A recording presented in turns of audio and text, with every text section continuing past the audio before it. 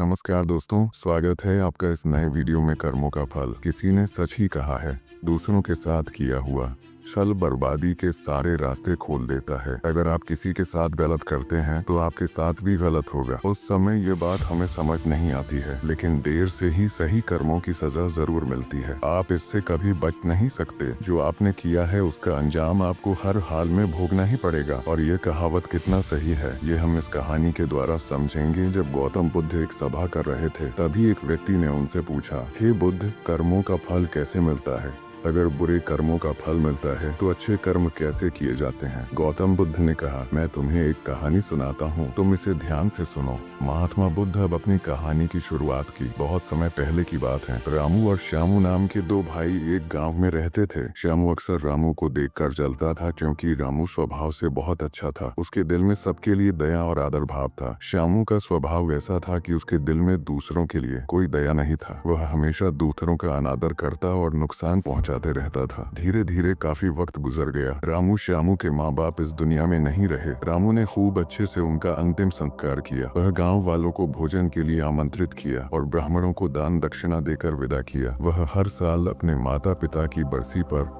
ब्राह्मणों को भोजन कराता और दान देता। यह सब चीजें श्यामू को पसंद नहीं आती थी और वह रामू से जलते रहता था। श्यामू का षड्यंत्र। एक बार अपने माता पिता की बरसी पर रामू ने अपने राज्य के राजा को आदर सत्कार के साथ बुलाया और राजा के सामने ब्राह्मणों और पूरे गांव को खाना खिलाया। ब्राह्मणों को दान भी दिया ताकि उसके माता पिता स्वर्ग में खुश रह सकें। तभी राजा ने श्यामू से पूछा, तुम्हारा भाई तुम्हारे माता पिता के लिए इतना कुछ करता है, तुम ऐसा क्यों नहीं करते हो? क्या तुम्हें ये समझ नहीं आता कि तुम भी अपने माता पिता के लिए कुछ कर सकते हो? श्यामू ने कुछ नहीं कहा और चुपचाप वहाँ से चला गया। उसे गुस्सा आ रहा था, क्योंकि राजा ने उसकी बेइज्जती की और वह रामू से अपने अपमान का बदला लेने का सोच रहा था। अगले दिन धूम करना शुरू करता है। नगर के सामने जोर जोर से चीखने लगता है, मेरे माँ बाप मेरे सपने में आए थे, वह स्वर्ग में खुश नहीं है कि कोई वहाँ जाकर उन्हें खाना बनाकर खिलाए, वो तभी खुश रहेंगे। उन्होंने मुझसे सपने में कहा था, रामू को मेरे पास भेज दो, वह उनकी बहुत सेवा करता है, वह इसके साथ बहुत खुश रहेंगे। राजा कहते हैं, यतन इसके लिए तो रामू को मरना पड़ेगा। रामू की बुद्धिमत्ता। रामू को यह सब समझ आ गया था कि यह सब केवल उसे फंसाने की चाल है, लेकिन वह फिर भी कहता है, चलो इस बहाने सेवा करता हूँ। और उसने मरने के लिए तैयारी करना शुरू कर दी। वह राजा से कहता है, महाराज, आप अगले दिन नदी किनारे एक नाव का बंदोबस्त कराएं। मैं नाव से कूदकर नदी में अपनी जान दे दूंगा और फिर स्वर्ग में जाकर अपनी माँ बाप की सेवा करूंगा। राजा ने कहा, ठीक है। अगले दिन इन सभी चीजों की व्यवस्था कर दिया जाएगा। रामू नदी में कूद जाता है और सारे गांव वालों को पता चल जाता है कि रामू अब इस दुनिया में नहीं है। अब वह स्वर्ग की ओर चला गया है माता पिता की सेवा करने के लिए। श्यामू बहुत खुश था कि उसका इकलौता भाई दुनिया में नहीं रहा। जो भी जमीन है अब वह सब मेरा है, मैं ही इसका मालिक बनूंगा। धीरे धीरे काफी दिन गुजर चले। एक दिन अचानक से राजा के दरबार के बाहर रामू बैठा होता है और जोर जोर से रो रहा होता है। राजा के सिपाही उसे दरबार में ले जाते हैं और पूछते हैं, यह चमत्कार कैसे हुआ? तुम जिंदा कैसे हो? तब रामू बताता है, मैं स्वर्ग में गया था, मैंने देखा मेरे माँ बाप अभी भी खुश नहीं है। वो मेरे पर गुस्सा हो रहे थे और कह रहे थे, तुम्हें तो खाना बनाने भी नहीं आता, तुमसे अच्छा तो श्यामू है जो तुमसे अच्छा खाना बना लेता है,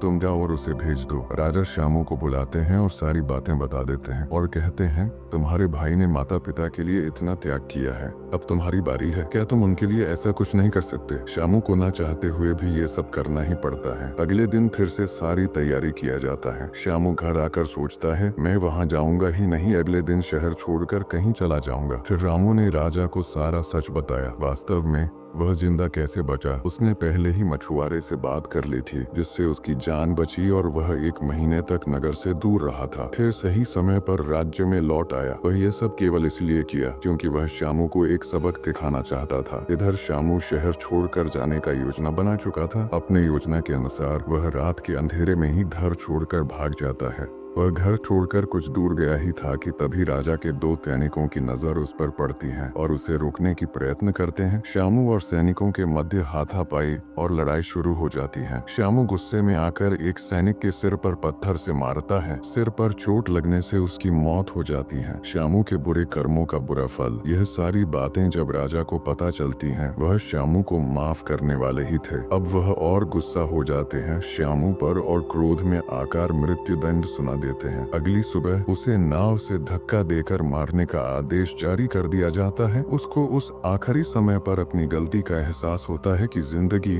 के अंतिम वक्त में भी उसने लोगों का बुरा ही किया। उसे भी अपने जीवन के आखिरी पलों में गलती का एहसास होता है। पर वो कहावत तो सुनी होगी, अब पछताए होत क्या, जब चिड़िया चुग गई खेत। और पछतावे के साथ उसे अपनी जान से हाथ धोना पड़ता है। कर्मों का फल कब मिलता है? कहानी खत्म होने पर गौतम बुद्ध उस व्यक्ति को समझाते हैं, कर्मों का फल ऐसा ही होता है। बुरे इंसान को आखिरी वक्त तक सही और गलत का पहचान नहीं होता। जिंदगी ऐसे ही नहीं चलती। जिंदगी समझने की चीज है जिसे हर व्यक्ति को समझनी चाहिए। फिर महात्मा बुद्ध ने बोला, अच्छे कर्म को बनाने से पहले हमें इस बात पर ध्यान देने की जरूरत है कि आखिर अच्छे कर्म बनने का पहला पड़ाव क्या है। मनुष्य के द्वारा किए जाने वाले सभी कर्म उसके विचारों से बनते हैं। हमारी सकारात्मक या नकारात्मक सोच विचारों को जन्म देती है और वही विचार कर्म बनाते हैं। इस तरह सोच सकारात्मक होने पर ही अच्छे कर्मों का निर्माण हो सकता है। फिर उस व्यक्ति ने पूछा, पाप का फल कब मिलता है? तब महात्मा बुद्ध ने कहा, पाप का फल किए गए कर्म पर निर्भर करता है। अगर आप किसी के साथ गलत करते हैं तो आपके साथ भी जरूर गलत होगा। जब तुम दूसरों के लिए अच्छा करते हो तो बदले में तुम्हारे